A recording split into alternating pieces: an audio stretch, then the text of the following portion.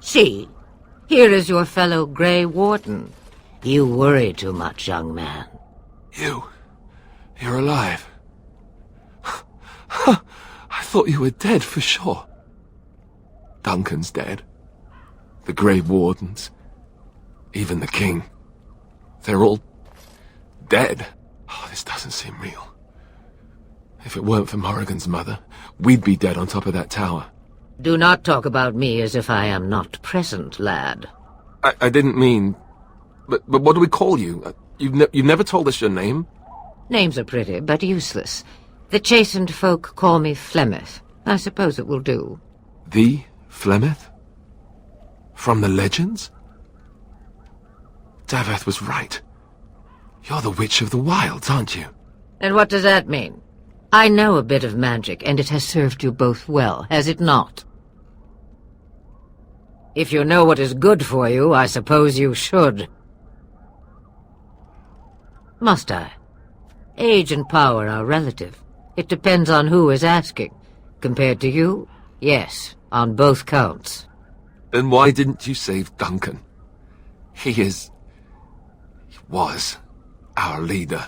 I am sorry for your Duncan, but your grief must come later. In the dark shadows before you take vengeance, as my mother once said. Duty must come now. It has always been the Grey Warden's duty to unite the lands against the Blight. Or did that change when I wasn't looking?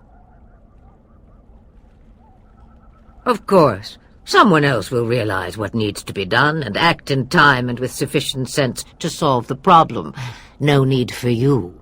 But we were fighting the Darkspawn. The King had nearly defeated them. Why would Loghain do this? Now that is a good question. Men's hearts hold shadows darker than any tainted creature. Perhaps he believes the Blight is an army he can outmaneuver.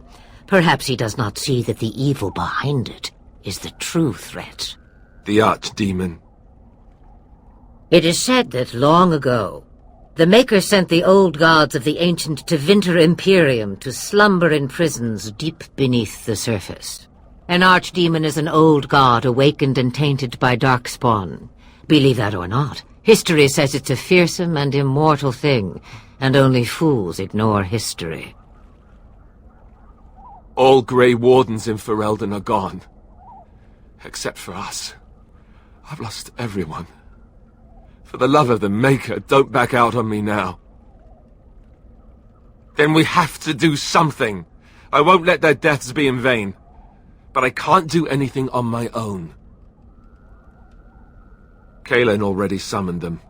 They'll come if they can, but I expect Loghain has already taken steps to stop them. We must assume they won't arrive in time. The throne? He's the Queen's father. Still, I can't see how he'll get away with murder. You speak as if he would be the first king to gain his throne that way.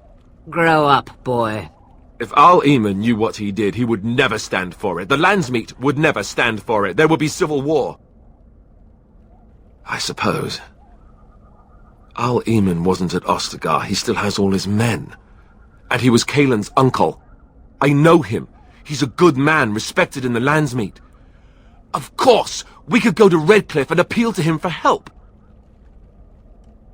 You have more at your disposal than merely old friends. Of course! The treaties! Grey Wardens can demand aid from dwarves, elves, mages, and other places. They're obligated to help us during a blight. I may be old, but dwarves, elves, mages, this Al-Eamon, and who knows what else.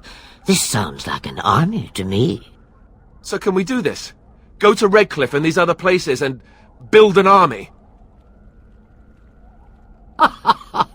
And when is it ever? It's always been the Grey Warden's duty to stand against the Blight. And right now, we're the Grey Wardens. So you are set then, ready to be Grey Wardens. Come to think of it, that would be nice. Well, don't expect me to do everything. There is, however, one more thing I can offer you. The stew is bubbling, Mother dear. Shall we have 2 guests for the eve, or none? The Grey Wardens are leaving shortly, girl. And you will be joining them. Such a shame. What? You heard me, girl. The last time I looked, you had ears. Ha ha! Have I no say in this? You have been itching to get out of the wilds for years. Here is your chance. As for you, Wardens, consider this repayment for your lives. Not to look a gift horse in the mouth, but won't this add to our problems? Out of the wilds, she's an apostate. If you do not wish help from us illegal mages, young man, perhaps I should have left you on that tower. Point taken. Mother, this is not how I wanted this. I'm not even ready. You must be ready. Alone, these two must unite for Eldon against the Darkspawn. They need you, Morrigan.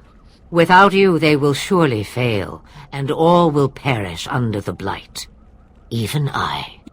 I understand. And you, Wardens, do you understand? I give you that which I value above all in this world. I do this because you must succeed. Allow me to get my things, if you please. I am at your disposal, Grey Wardens. I suggest a village north of the wilds as our first destination. 'Tis not far, and you will find much you need there. Or, if you prefer, I shall simply be your silent guide. The choice is yours. Ha ha! You will regret saying that. Dear, sweet mother, you are so kind to cast me out like this. How fondly I shall remember this moment.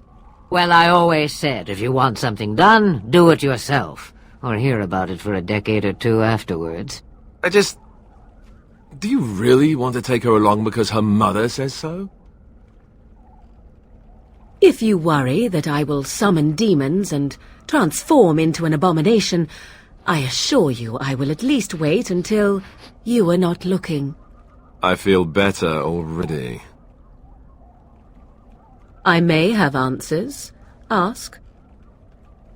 'Twas she who raised me, and thus I consider her my mother, born from her womb or not. 'Tis what you meant, yes?